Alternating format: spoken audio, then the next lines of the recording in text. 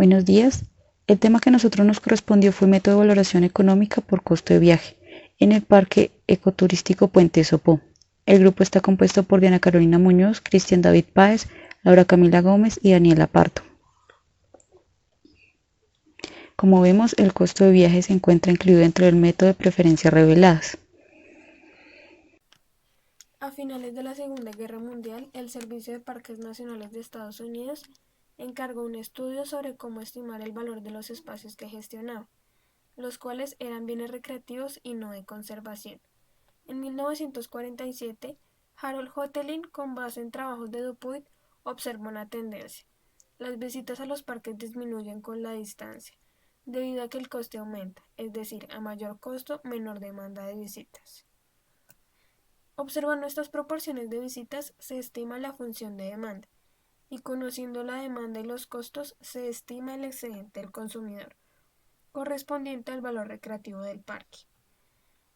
Este método se conoció como método zonal, aplicado por primera vez a finales de los años 50 en Yosemite, California, y dominó durante los 60 y 70.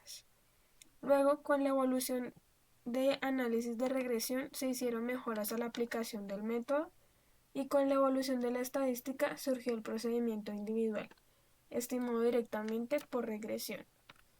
Con cierta frecuencia, el método de costo de viaje se utiliza indebidamente. Para la valoración económica se utilizan mercados existentes para estimar el precio de los bienes y servicios donde no hay un mercado. En este caso, los costos de viaje simulan ese mercado, pero no constituyen el valor que se desea obtener. Si los costos en los que se incurre para visitar un parque fuesen su valor, entonces el excedente que los visitantes obtendrían sería nulo, ya que todo el valor se iría en la acción de la visita. La medida de bienestar que se busca estimar no es el costo de viaje, sino el excedente que el viaje provee. Para determinar los gastos en el que incurren los visitantes para poder disfrutar del Parque Ecoturístico Puente Sopó, se procedió a la elaboración de la encuesta como instrumento para obtener la información. La encuesta incluye preguntas sobre sitios de procedencia, costos económicos, costos de oportunidad del tiempo, características socioeconómicas, variables de percepción de la calidad ambiental. Para el costo de viaje zonal situamos en el mapa 4 puntos.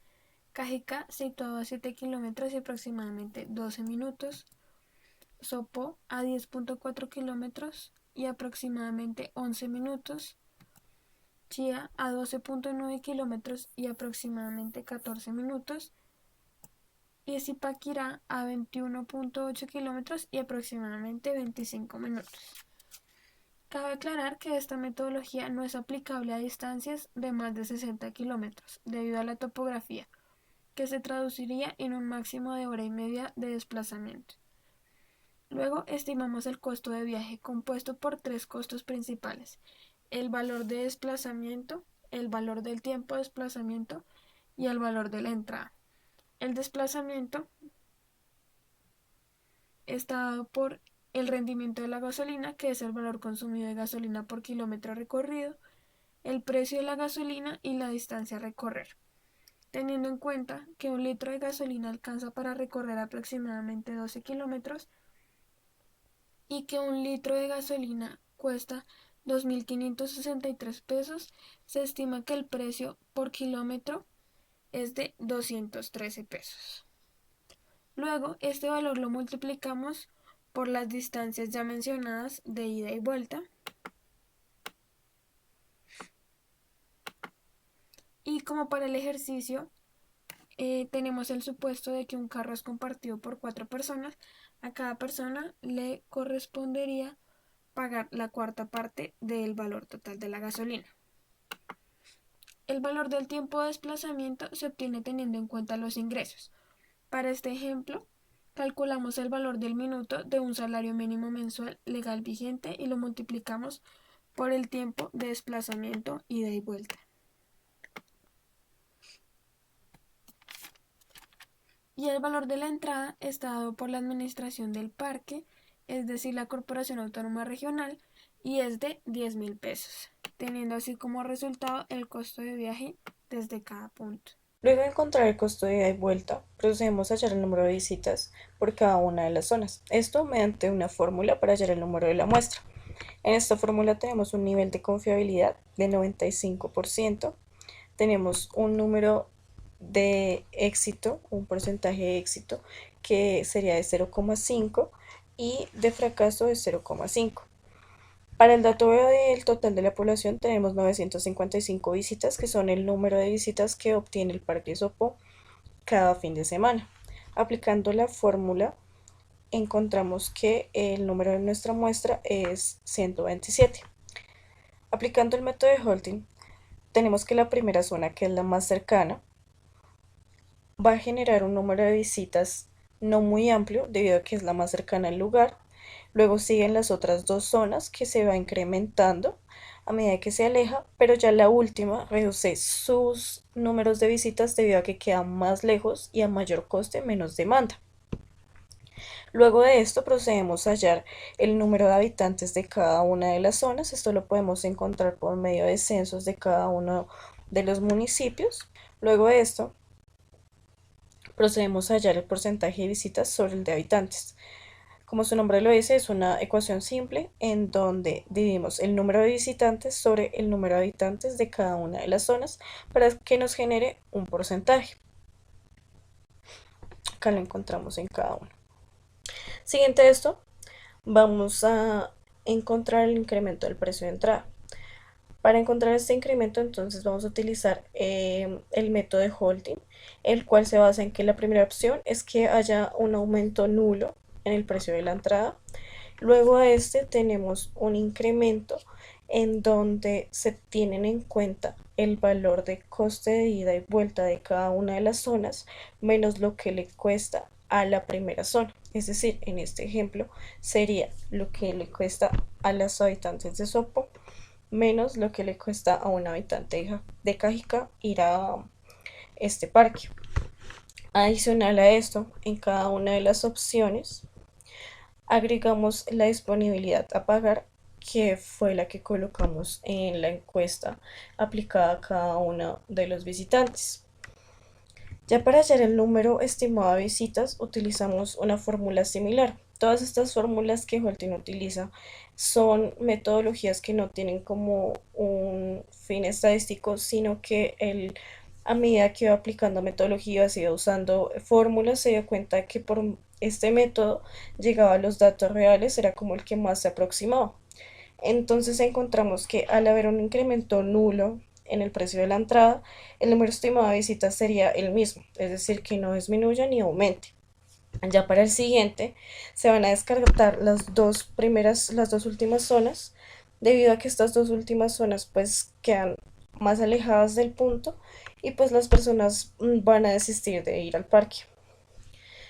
Así que se tienen en cuenta las dos primeras zonas, en donde la primera zona se multiplica el número de habitantes por el porcentaje de habitantes de la siguiente zona y se suma a la siguiente, que sería la de Sopó, que será el número de habitantes de Sopó por el porcentaje de visitas de los habitantes de Chía. Luego a esto tenemos el siguiente incremento, en donde utilizamos únicamente el primer municipio, en donde tenemos a Cajica, el cual sería el municipio de donde más personas irían, pero sería por un porcentaje de visitas de la tercera zona, debido a que esto pues va disminuyendo pues por el costo y el aumento del costo de la entrada.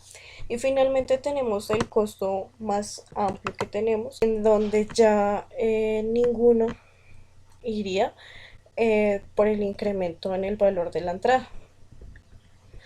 Luego de tener estos datos, vamos a generar la gráfica de la curva de demanda. Entonces, acá baje nuevamente nuestra tabla y acá está nuestra gráfica de la curva de demanda, en donde tenemos en el eje X el número estimado de visitas y en el eje Y el incremento de la entrada. Para calcular el excedente del consumidor, vamos a calcular el área bajo la curva. Esta área bajo la curva la vamos a estimar por medio del método geométrico. Este método geométrico consiste pues, en utilizar las figuras geométricas para hallar el área de cada figura y así generar el total del área bajo la curva. Entonces, para esta gráfica, acá generamos cada una de las figuras y generamos esta tabla con el valor de cada una de las dimensiones de nuestras figuras y así por medio de las ecuaciones básicas de área de cada una de las figuras encontrar el área de nuestra curva de demanda. Entonces tenemos por ejemplo nuestro triángulo verde. Entonces acá tenemos que nuestra base sería igual a las 127 personas menos las 88,83 visitantes, que esta sería nuestra base, y nuestra altura sería los 3.310 pesos a pagar. Y esto pues ya generamos un área del triángulo que sería base por altura sobre 2. Así mismo con los otros triángulos, así como con el morado y con el azul. Luego tenemos otras dos figuras que son los rectángulos, en donde tenemos el rojo y el amarillo. Entonces, por ejemplo, acá para el caso del amarillo tenemos la base, que acá estimamos la base que sería los 88,83 números de visitas menos los 17,19, que sería esta parte de acá, y nuestra altura serían los 3.310. Multiplicamos normal base por altura y nos genera el área de este rectángulo.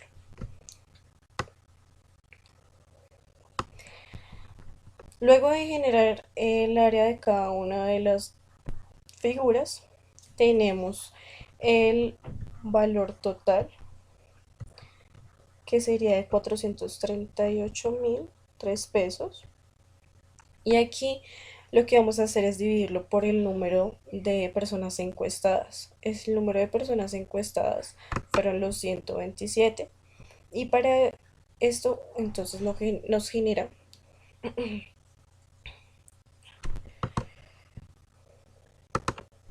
luego de generar el valor total del área, vamos a dividirlo por el número de personas encuestadas, que serían los 127 personas, y esto nos genera un excedente del consumidor por persona de 3.448.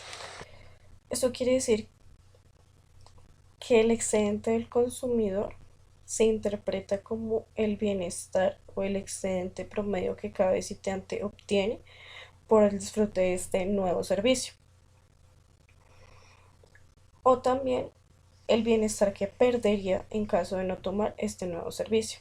Este es un método simplificado del método de coste de viaje zonal, en donde nosotros consideramos pocas zonas. En este caso nosotros consideramos únicamente 4, pero al considerar más zonas, la curva de demanda la hubiésemos tenido que realizar por medio de regresión. Pero pues nosotros realizamos este ejemplo un poco más simplificado para que podamos identificar cómo se genera esta gráfica y cómo se puede hallar el excedente del consumidor de la forma geométrica. Bueno, para hallar el punto de equilibrio, primero que nada se propuso la implementación de un nuevo sendero.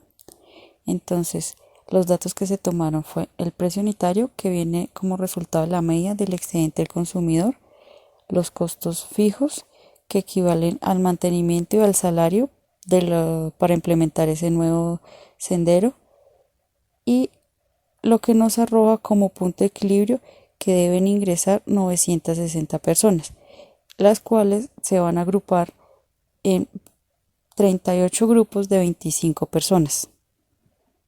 Continuaremos con la distribución de la probabilidad de Poisson.